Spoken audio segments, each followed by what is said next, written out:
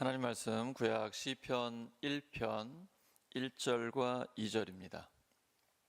시편 1편 1절과 2절 말씀 제가 읽겠습니다. 복 있는 사람은 악인들의 꾀를 따르지 아니하며 죄인들의 길에 서지 아니하며 오만한 자들의 자리에 앉지 아니하고 오직 여호와의 율법을 즐거워하여 그의 율법을 주야로 묵상하는도다. 아멘. 영원한 즐거움이라는 제목으로 하나님 말씀 전하겠습니다. 모든 사람은 행복하기를 원합니다. 세상 가운데서 즐거움을 찾다 보면 순간적으로 기쁜 일들이 있습니다. 하지만 오래 가질 못합니다. 하나님은 오늘 우리에게 영원한 즐거움이 있다라고 말씀하고 계십니다. 주님 앞에, 주님 곁에 영원한 즐거움이 있다라고 우리에게 약속하고 계십니다. 방금 읽은 말씀처럼 복 있는 사람은, 행복한 사람은, 세상에서 가장 행복한 사람은 어떤 사람일까요? 일단은 끊을 걸 끊어야 합니다. 지금 시편 1편에서는 우리 사람의 운명이 자기의 생각과 행동과 습관에 따라서 달라진다라고 말씀하고 있는 것입니다. 먼저는 악인들의 꾀, 생각입니다. 죄인들의 길, 이 생각이 행동으로 나오고 행동이 반복되다 보면 길이 형성되는 것이죠. 그리고 오만한 자들의 자리에 앉지 않는다고 합니다. 그 다음에 오만한 자들은 자리에 앉아서 이제 다른 사람들까지도 죄의 길로 이끌어 오려고 의논하게 되는 것이죠. 이거를 사전에 완전히 끊어버려야 됩니다. 이걸 끊지 않으면 가장 행복한 사람이 될 수가 없습니다. 그래서 복 있는 사람은 일단 먼저 정리할 것들을 깔끔하게 정리해야 합니다. 생각을 정리해야 합니다. 세상적인 생각들, 죄인들이 갖고 있는 생각, 또 마귀적인 생각들을 다 끊어버려야 합니다. 그들이 만들어 놓은 길은 걷지 않아야 합니다. 오만한 자들의 자리에는 앉지도 않고 아예 그런 대화는 나누지 않아야 합니다. 그들을 이길 수 있다라면 가서 접촉해야 합니다. 그러한 영적인 자신감이 있다면 담대하게 부딪혀서 그들의 말도 듣고 그리고 나에게 기회가 주어졌을 때 하나님의 뜻을 선포할 수 있습니다. 하지만 그게 어렵다. 그러면 멀리하는 게 좋습니다. 예수님이 모든 사람들을 다 가까이 대하고 그들을 변화시킬 수 있었던 이유는 예수님께 그러한 영적인 자신감이 충만하기 때문입니다. 이 시간 우리가 하나님 앞에 월삭 예배로 하나님 앞에 찬양드리고 기도하고 주의 말씀을 들을 때에 하나님께서 우리에게 그런 충만함을 허락해 주실 줄로 믿습니다. 영적인 자신감을 허락해 주실 줄로 믿습니다. 그러한 자신감을 가지고 세상에 나아가 사람들과 부딪히면 나를 통해 하나님이 그 사람들을 변화시켜 주십니다. 일단은 내가 먼저 행복해야 합니다. 내가 행복하지 않은데 다른 사람들을 행복하게 만들 수 있는 방법은 없습니다. 그렇다면 우리의 가장 큰 행복과 기쁨과 즐거움은 어디에 있습니까? 그 즐거움이 원천이 어디에 있는가가 중요합니다. 복 있는 사람은 오직 여호와의 율법을 즐거워하여 그의 율법을 주야로 묵상하는도다. 여러분, 하나님의 말씀이 즐거우십니까? 하나님의 말씀에 참된 기쁨이 있습니까? 이 기쁨의 맛을 아는 사람은 계속해서 말씀에 집중하게 됩니다. 왜냐하면요, 하나님의 말씀을 묵상하고 말씀대로 순종하면 말씀이 내 삶에 실제로 이루어집니다. 도저히 이루어질 수 없다라고 생각했는데 하나님의 말씀이 내 삶을 변화시키기 시작합니다. 그 변화의 능력을 확인하다 보니까 점점 더 말씀에 집중하게 됩니다. 이 말씀에 대한 즐거움이 우리에게 넘치게 되는 것이죠.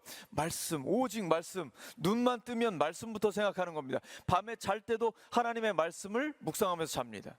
하나님은 우리가 기뻐하며 살기를 원하십니다. 항상 기뻐하는 게 하나님의 뜻입니다. 하나님은 기쁨의 하나님이세요. 누가복음 15장에 둘째 아들이 거짓골로 돌아왔습니다. 근데 멀리서부터 달려가 얼싸안고 기뻐하시는 분이 하나님이십니다. 창세기 1장에 태초에 하나님이 천지를 창조하시니라.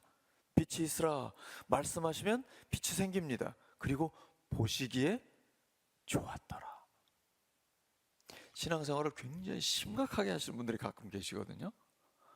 너무 진지하고 세상 즐거움 다 내버리고 고뇌에 찬 모습으로 신앙생활 하시는 분이 계신데, 신앙생활은 거기서 끝나면 안 됩니다. 하나님은 기쁨의 하나님입니다. 창조하실 때부터 기쁨이고, 죄인이 돌아오면 기쁘시고, 예수님 가는 곳마다 기쁨의 잔치가 벌어집니다. 왜냐하면 밤낮 없이 하나님의 말씀을 묵상하다 보니까 우리의 삶에 하나님의 기쁨이 넘치는 것입니다. 인생의 위기가 언제 찾아옵니까? 세상이 요동치는 것 때문에 위기가 찾아오지 않습니다. 내 영혼이 흔들리면 그때 위기가 찾아옵니다. 말씀을 사랑하고 그 말씀 앞에 머물러 있으면 이 말씀이 놀랍게 열리는 순간이 옵니다. 비경이 찾아올 때가 있습니다. 저는 울산이 참 좋은 것이 가는 곳마다 아름다운 하나님의 창조 세계를 볼 수 있기 때문입니다. 내 말씀을 묵상하다 보면 어느 순간 말씀이 활짝 열립니다. 이 말씀 때문에 찾아오는 기쁨과 감격은 이로 말로 다 할 수 없습니다. 그리고 그 어떤 것도, 그 어느 누구도 말씀이 주는 기쁨과는 비교할 수 없습니다. 내게도 말씀이 열린다, 하나님이 나에게도 말씀하신다, 이것보다 더 큰 감격은 없는 것입니다. 신앙생활은 말씀이 나에게 열리는 그 순간이 반드시 와야 합니다. 이게 없으면 신앙의 변화가 없어요. 불가능합니다. 왜냐하면 말씀이 곧 하나님이기 때문입니다. 내가 지금 말씀을 묵상하고 있다면 나는 지금 예수님과 동행하고 있는 것입니다. 내 마이크 지금 모니터를 좀 키워주시기 바랍니다. 복 있는 사람은 하나님의 말씀을 즐거워합니다. 신앙생활을 하면서도 기쁨을 놓치는 경우가 있어요. 율법주의적인 신앙을 가지는 경우입니다. 하지 말라, 금지가 많으면은 무거워집니다. 어두워져요. 그래서 신앙생활은 율법주의적으로 하면 위험해집니다. 나도 죽고 다른 사람도 죽이는 것입니다. 사도 바울이 끊임없이 율법주의를 경계하라 선포한 이유가 있어요. 신앙생활을 오래 하고 잘하는 사람들이 표정이 어둡고 굉장히 경직되어 있는 경우를 보게 되거든요. 그런 경우에는 율법주의적인 신앙생활을 할 경우가 많아요. 그래서 자기도 죽고 가족도 죽이고 목원들도 힘들어져요. 그래서 사람들이 나한테 다가오질 않아요. 왜냐하면 항상 표정이 어두워요. 굳어 있어요. 그리고 그 사람 만나면 나한테 뭐라고 말할지 좀 이렇게 경계하게 돼요. 오늘은 나한테 뭐라고 또 야단을 칠까? 이런 게 걱정되거든요. 이게 율법주의적인 신앙을 하고 있기 때문이에요. 예수님을 믿으면 더 철저히 하나님의 말씀을 지키게 됩니다. 근데 그것은 나 자신이 그런 거고요. 다른 사람에게 대해서는 너그러워집니다. 빌립보서 4장 6절에서 7절, 특별히 5절에서 8절까지를 보면 그 중심에 주께서 가까우시니라 라는 말씀이 있습니다. 주님이 시간적으로 공간적으로 가까이 계십니다. 일단 시간적으로 주님이 나를 언제 부르실지 모릅니다. 우리 시간이 얼마 없습니다. 또한 지금 세상 돌아가는 걸 보면 일본이 최근에 500번의 작은 지진이 있었다고 하고요. 여기저기서 전쟁과 기근과 난리가 납니다. 지금 유럽은 42도까지 올라갑니다. 지금 벌써 어제 우리 열대야 있잖아요. 이런 걸 보면 아, 주님이 곧 오시겠구나 이런 생각을 우리가 하고 있잖아요. 또한 공간적으로 주님은 늘 우리 곁에 계십니다. 우리와 함께 계십니다. 주님이 가까이 계시기 때문에 다른 데 관심을 가질 여유가 없어요. 그래서 우리는 오직 하나님 말씀을 묵상하면서 오늘도 먹든지 마시든지 무엇을 하든지 하나님의 영광을 위해 살아가는 것입니다. 우리 교회에 계속 새 가족들을 보내주고 계십니다. 하나님이 우리에게 영혼을 맡기고 계신 거예요. 하나님이 보시니까 울산 성결교회가 이제 더 많은 영혼들을 맡겨도 되겠다. 더 많은 영혼들을 이제 구원할 수 있겠다. 하나님께서 우리의 교회가 하나님 마음에 드신 거예요. 이때가 부흥의 기회입니다. 나 개인이 부흥해야 되고 우리의 가정이 목장이 우리의 삶의 모든 자리가 주님과 함께 부흥해야 합니다. 그러려면 먼저 내 안에 기쁨이 있어야 돼요. 하나님의 말씀 때문에 진정한 행복감이 우리에게 있어야 합니다. 하나님은 기쁨의 하나님이십니다. 건강한 신앙생활을 하면 자연스럽게 기쁨이 넘치게 되어 있습니다. 신자는 말씀을 통해 즐거움을 먹는 것입니다. 날마다 하나님의 말씀을 가까이 하시기 바랍니다. 복 있는 사람은 오직 여호와의 말씀을 즐거워하여 그 말씀을 주야로 묵상합니다. 근데 이 기쁨은 가벼운 기쁨이 아니에요. 찰나적인 세상의 기쁨과는 차원이 달라요. 우리의 영혼 깊숙한 곳에서 올라오는 참된 기쁨입니다. 예수님 말씀하셨죠. 나를 믿는 자는 성경의 이름과 같이 그 배에서 생수의 강이 흘러나리라. 기쁨이 차고 넘쳐나는 거예요. 여기 배라고 말씀하신 것은 헬라어로 코일리아예요. 우리의 영혼 가장 깊숙한 곳에서 차고 넘친다는 거예요. 하나님의 말씀을 밤낮 없이 묵상하면 그 말씀을 통한 기쁨, 이 말씀에 순종하면서 그 말씀이 내 삶에 실제로 이루어지는 그 기쁨이 차고 넘칩니다. 시편 119편 103절입니다. 여러분 읽으십니다. 시작.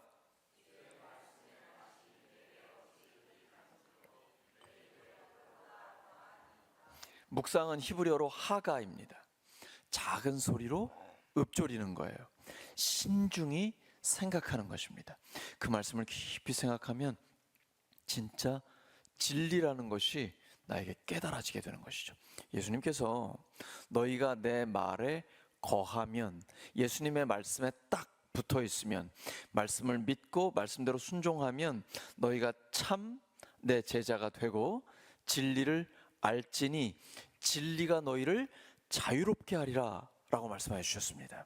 하나님의 말씀을 묵상하다 보면 말씀이 진리라는 것이 깨달아지고 말씀대로 순종하다 보면 하나님의 말씀이 능력 있게 역사하기 시작합니다. 우리의 삶을 치유하고 회복시킵니다. 그러니 이 말씀의 맛이 달 수밖에요. 꿀보다 더 달게 되는 것입니다. 한 사람의 운명은 그 말씀을 통해서 생각이 바뀌고 행동이 변화되고 그리고 거룩한 습관이 잡히면 그때부터 우리의 운명이 달라지게 됩니다. 하나님의 말씀은 우리의 삶에 역사하는데 하루아침에 변화되는 게 아니에요. 이렇게 월삭 예배로 날마다 눈 뜨면 하나님의 말씀을 묵상하고 하루 종일 그 말씀을 생각하면서 말씀대로 순종하면서 살아가다 보면 우리의 삶에 놀라운 변화가 일어나게 되는 것입니다. 생각에 달려 있습니다. 로마서 8장 5절과 6절입니다. 육신을 따르는 자는 육신의 일을, 영을 따르는 자는, 여기 영은요 the spirit, 성령이에요. 헬라어로 푸뉴마인데 내 영을 얘기하는 게 아니라 성령을 가리키는 것입니다. 성령을 따르는 자는 성령, 영의 일을 생각하나니 육신의 생각은 사망이요 영의 생각은 생명과 평안이니라. 성령의 생각을 따르면 우리의 삶에 평안과 기쁨이 있게 되어 있습니다. 그게 성령의 열매예요. 오직 성령의 열매는 사랑, 기쁨, 평화, 오래 참음, 자비와 선함, 신실함과 온유와 절제가 나타나게 되어 있습니다. 말씀을 주야로 묵상하는 사람은 죄의 고리를 끊고 하나님과의 올바른 관계 속에서 참된 기쁨을 누리게 됩니다. 습관입니다. 눈만 뜨면 스마트폰을 드는 사람, 잠자려고 하는데 자꾸 스마트폰을 보는 사람, 이거 아주 나쁜 습관입니다. 여러분 특별히 자기 전에 스마트폰 보지 마세요. 이건 심리학적으로 우리가 공부해 보면 다 나와요. 자기 전에 자기가 무슨 생각을 하느냐가 꿈에 나타나게 됩니다. 그러면 이게 잠재의식 속에 있게 돼요. 자기도 모르게 세상적인 것들이 나오게 돼 있습니다. 표정이 어두워요. 우울해져요. 불안해집니다. 이런 게 핵심 감정이 되고 기본적인 정서가 됩니다. 이러면 인생이 안 바뀌어요. 우리의 인생이 바뀌려면 핵심 감정, 기본적인 정서가 바뀌어야 돼요. 그러려면 자기 전에 말씀을 묵상하셔야 돼요. 하나님 앞에 하루를 돌아보며 감사한 것을 기억하는 게 우리의 삶을 완전히 바꿉니다. 뇌의 구조를 바꿔요. 사고 구조를 바꿉니다. 그래서 특별히 자기 전에는 스마트폰을 드시면 안 돼요. 자기 전에는 말씀을 묵상하셔야 돼요. 찬양하시고 감사하시고 하나님 앞에 기뻐하면서 깊이 잠들어 보세요. 그러면요, 아주 숙면을 취하고 번쩍 눈이 뜹니다. 그리고 정신이 멀쩡해지면서 하나님 앞에 맑은 정신으로 살아가게 됩니다. 눈만 뜨면 항상 기뻐하라, 쉬지 말고 기도하라, 범사에 감사하라, 이것이 너희를 향하신 하나님의 뜻이니라. 그리고 잠에서 덜 깼으면 잠이 덜 깼으면 주기도문을 계속 외우세요. 너희는 이렇게 기도하라, 이러한 정신으로 기도하라고 말씀하셨거든요. 그러면 인생이 달라집니다. 이건 나이와 관계없어요.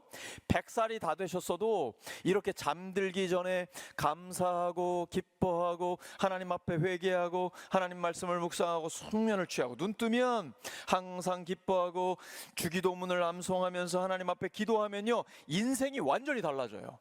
기본적인 정서가 바뀌어요. 이전에는 우울하고 불안하고 두렵고 불행했다면 하나님의 정서가 우리 안에 성령의 충만함으로 오면서 기뻐하고 담대하고 행복하고, 이러한 정서가 핵심 감정으로 우리에게 잡히게 됩니다. 그러니까 행복해지는 거예요. 예수님을 믿으면서도 자꾸 스마트폰을 가까이 하시고 세상을 가까이 하시면 행복하지 못해요.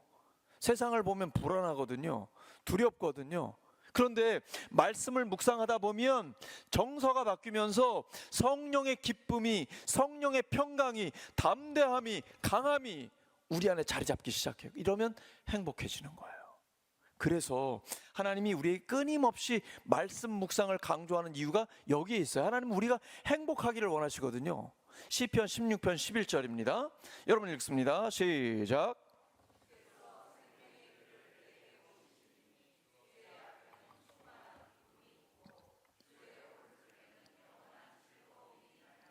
주의 앞에는 충만한 기쁨이 있고 주의 오른쪽에는 뭐가 있어요? 영원한 즐거움이 있습니다. 하나님의 말씀이 주어진 목적이 무엇입니까? 여러분 혹시 십계명이 부담스러우신가요? 하지 마라 하라 이러니까. 십계명 율법 왜 주셨을까요? 우리의 행복을 위해서입니다. 성경에 행복이라는 단어가 많지 않은데 여기 나와요. 신명기 10장 13절입니다. 내가 오늘 너의 행복을 위하여 너에게 명하는 여호와의 명령과 규례를 지킬 것이니라. 하나님이 성경을 주신 목적은 우리가 행복하라고 하는 것입니다. 예를 들어 안식일을 기억하여 거룩하게 지키라, 주일을 잘 지켜라. 왜 이 말씀 주셨을까요? 야, 주일에 교회 나오고 돈 좀 그만 벌어, 이런 말씀이세요? 아니에요. 하나님과 함께 안식을 누리면서 우리가 행복하기를 원하시는 거예요. 하나님이 우리에게 말씀을 주신 목적은 그 말씀대로 순종하면 우리가 행복해진다는 것입니다. 하나님을 사랑하고 이웃을 사랑하면 가능한 거예요. 예를 들어 예수님이 말씀하신 것 중에 정말 지키기 어려운 말씀이 있어요. 원수를 사랑하라. 그리고 너한테 잘못한 사람을 용서하라. 여러분 용서가 잘 되세요? 원수 사랑이 잘 되십니까? 예수님이 왜 이 말씀 주셨을까요? 우리가 행복하라고 주신 거예요. 원수를 사랑하라, 너에게 잘못한 사람을 용서하라. 용서가 잘 안 되죠? 못하겠죠? 용서를 안 하면 어떻게 될까요? 내 안에 미움이 있고 분노가 있어요. 화가 있어요. 어떻게 될까요? 내 영혼이 심각하게 병듭니다. 치명적입니다. 여러분 반드시 용서하셔야 합니다. 남편을 용서하시기 바랍니다. 아내를 용서하시기 바랍니다. 부모님을, 자녀를, 목장 식구들을, 성도들을, 그리고 목회자를 진심으로 용서하시기 바랍니다. 그 사람을 위해서 용서하는 게 아니에요. 나 자신을 위해서 용서하는 겁니다. 신앙생활은 남을 위해서 하는 게 아니에요. 나를 위해서 하는 거예요. 예수님이 용서하라고 하신 목적은 용서를 해야 네가 살아난다는 거예요. 용서를 안 하면 내 안에 화가 있어요. 미움과 분노가 있어요. 행복할 수가 없어요. 근데 하나님, 제가 그 인간이 용서가 안 됩니다. 진심으로 용서할 수 있게 도와주세요. 기도부터 하십시오. 하나님, 진심으로 용서할 수 있는 마음을 주세요. 진심으로 사랑할 수 있도록 도와주세요. 하나님 도와주십니다. 반드시 도와주십니다. 이건 제가 경험해 봤기 때문에 알아요. 여러분, 기도부터 하시면 하나님께서 우리에게 용서할 수 있는 마음을 주십니다. 그리고 십자가를 보게 하십니다. 하나님이 나를 용서하셨잖아요. 하나님 앞에 내가 얼마나 죄인입니까? 연약하고 하나님의 원수잖아요. 원수였잖아요. 근데 하나님이 나를 먼저 용서하셨어요. 예수님의 십자가의 피로, 부활하신 주님의 능력으로 하나님이 나를 용서하셨습니다. 그러니까 용서해야 돼요. 하나님이 나를 용서하셨기 때문에 나도 용서해야 합니다. 누구를 위해서요? 나 자신을 위해서. 여러분, 반드시 용서하시기 바랍니다. 용서할 수 있도록 기도하시기 바랍니다. 그러면 진짜 용서가 됩니다. 용서가 되면, 원수를 사랑하게 되면 그때부터 내 영혼에 자유함이 오는 것입니다. 전혀 다른 차원의 신앙생활을 하게 됩니다. 진짜 행복한 신앙생활을 하게 되는 것입니다. 잠언 10장 22절입니다.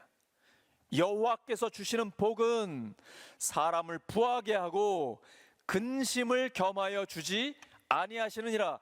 진짜 행복한 사람, 하나님이 물질의 복도 주세요. 근데 근심을 겸하여 주지 않으십니다. 하나님의 말씀의 원리를 따라 돈을 벌고 쓰셔야 근심이 없습니다. 먼저 하나님 나라와 하나님의 의를 구하면 나머지 모든 것을 더하시면서 하나님의 복이 차고 넘칩니다. 하늘의 신령한 복, 땅의 기름진 복이 충만해집니다. 그래서 그 기쁨이 다른 사람들에게까지 전해지게 되는 것입니다. 말씀을 따라가면 인생이 풀리게 되어 있습니다. 옆 사람 축복해 주시기 바랍니다. 말씀을 따라가면 인생이 풀리게 되어 있습니다.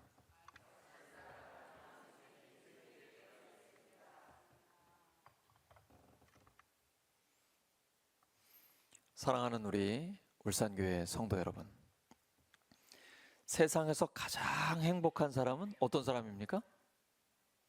하나님의 말씀을 밤낮 없이 묵상하는 사람입니다. 말씀을 묵상하고 순종하는 사람은 진정한 기쁨을 누립니다. 오늘도 내 안에 모든 불안과 유혹을 내려놓고 말씀 앞에 머무르시기 바랍니다. 성령님이 도우시고 예수님의 십자가와 부활의 능력이 우리의 삶을 인도하실 것입니다. 하나님 앞에 머물러 영원한 즐거움을 누리는 우리 모두가 되기를 예수 그리스도의 이름으로 축원합니다. 하나님 아버지, 감사합니다. 늘 말씀을 묵상하면서 말씀대로 순종하여 영원한 즐거움을 누리는 우리 모두가 되게 해 주시옵소서. 예수님의 이름으로 기도드립니다.